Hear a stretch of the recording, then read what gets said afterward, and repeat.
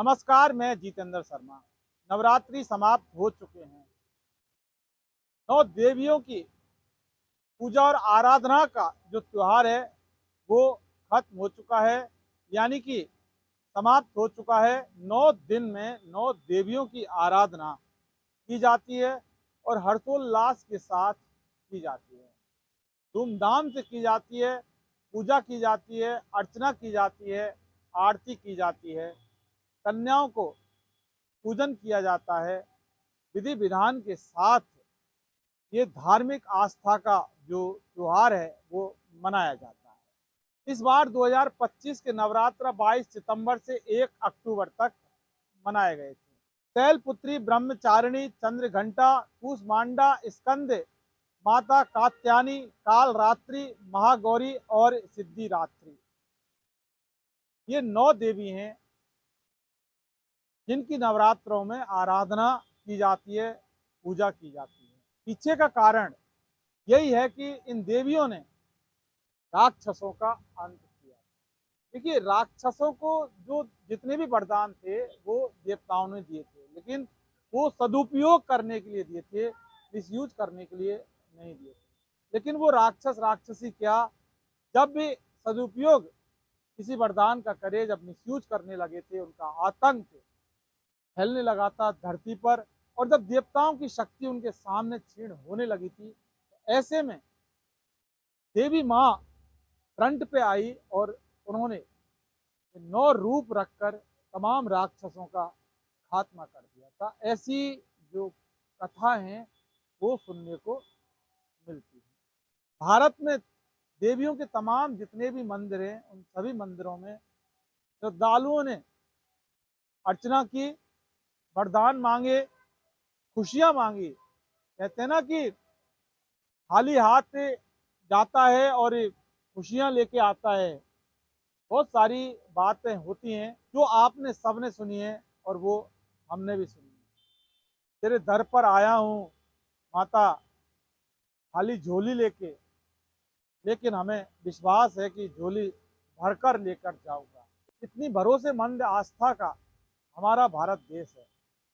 यकीन मानिए कि जब भी नवरात्रि होती हैं तो एक बार तो मतलब ऐसा लगता है कि जब देवी की सामने जाते हैं, देवी के दर्शन करते हैं, तो फिर लगता है कि अब इंसान की जिंदगी में कभी कोई दुख नहीं होंगे। ये बात अलग है कि फिर सुख दुख का एक संगम है।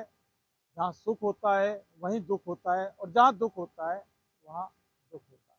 राक्षसों का अंत कर दिया देवी माँ ने, ऐसा कहा जाता है। और ऐसी कथाएं, जो कहानी है देवी माँ की, वो पढ़ी जाती हैं इन 9 देवी माओ ने। लेकिन वर्तमान में अब बात कर लेते हैं कि वर्तमान में जिस प्रकार का परिवेश आज की तारीख में जो हो रहा है, पूरे देश की बात यहाँ कर लेते हैं। धरती की बात नहीं हो पाएगी, बड़ी हो जाएगी, लेकिन हाँ देश की बात कर लेते हैं। तो देश के अंदर भी कुछ अच्छा नहीं चल रहा। ऐसा हम नहीं कह रहे कि राक्षस हो गए, लेकिन इतना जरूर है कि कुछ ना कुछ उल्टा सीधा है, और इंसान के रूप में कुछ हैवान वाकई पैदा हो गए जिनसे देश सुरक्षित नहीं है, जिनसे राज्य सुरक्षित नहीं है, जिनसे जिले सुरक्षित नहीं है, जिनसे गांव तक भी सुरक्षित नहीं है, यहाँ तक कि ढांडी ढांडी भी सुरक्षित। आखिर कौन है वो हैवान? आखिर किस रूप में है वो आज के कलयुगी राक्षस जो इस धरती पर जन्म लिए हुए हैं? माफिया राज इस धरती पर पैदा हो गया है, पनप गया है। माफिया राज का मतलब तमाम जितने भी माफिया होते हैं, हम लगातार बात करते रहते हैं। भ्रष्टाचार पूरी तरह से अपने पैर पसार कर धरती माँ को मतलब अपने आगोश में ले चुका। धरती पर भ्रष्टाचार, गुंडा राज इतना इतना बढ़ गया है चारों तरफ से। मतलब ऐसा नहीं कि एक तरफ ही बढ़ गया है, चारों तरफ से गुंडा राज ने इस सिस्टम की मिलीभगत से चारों तरफ अपने पैर फैला दिए। और इनका जब एक खामियाजा किस रूप में भुगतना पड़ता है वो हम आपको बता देते हैं। बलात्कार की घटनाएं दिन प्रतिदिन बढ़ रही हैं। बहन बेटियों की असमत लूटी जा रही हैं, उनके साथ तमाम प्रकार के अत्याचार किए जा रहे हैं।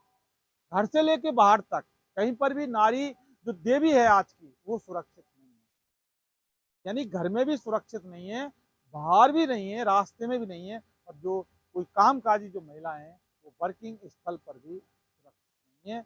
देवी का अवतार हर औरत होती है, यानी कहते हैं ना कि हर औरत के अंदर दुर्गा होती है, साक्षात दुर्गा।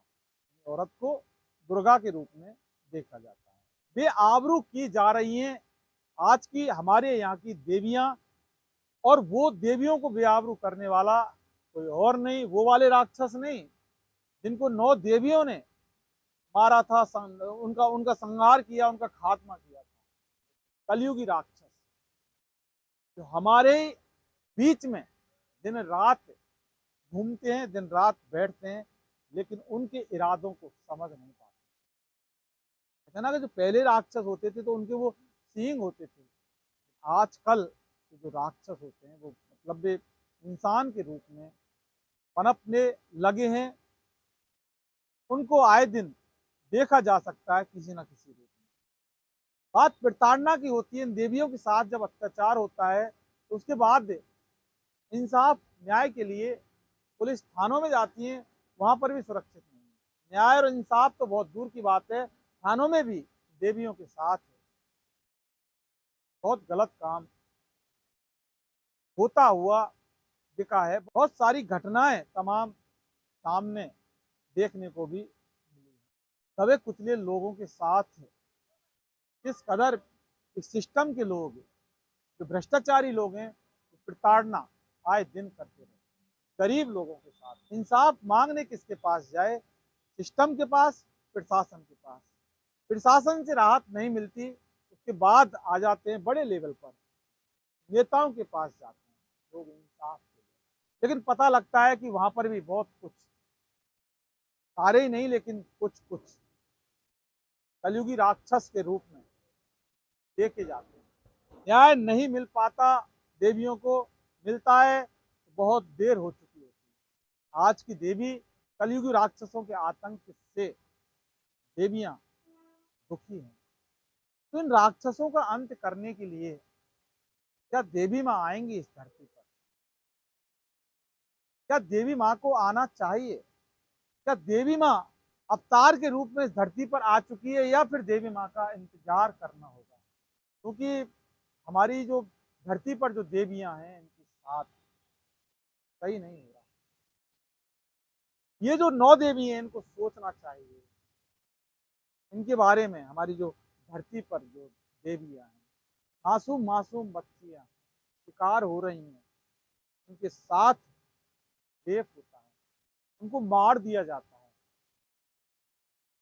समझ रहे हैं ना बात को? बात बहुत बड़ी दर्दनाक हो जाती है जब भी मासूम मासूम कन्याओं को जो देवी के रूप में देखा जाता है, और जब ये कहा जाता है कि साक्षात ये देवी का अवतार है, लेकिन उन्हीं देवियों के साथ ये कलयुगी राक्षस हैवानियत जब कर देते हैं। ऐसे राक्षसों का अंत करने के लिए कब आएंगी देवी माँ?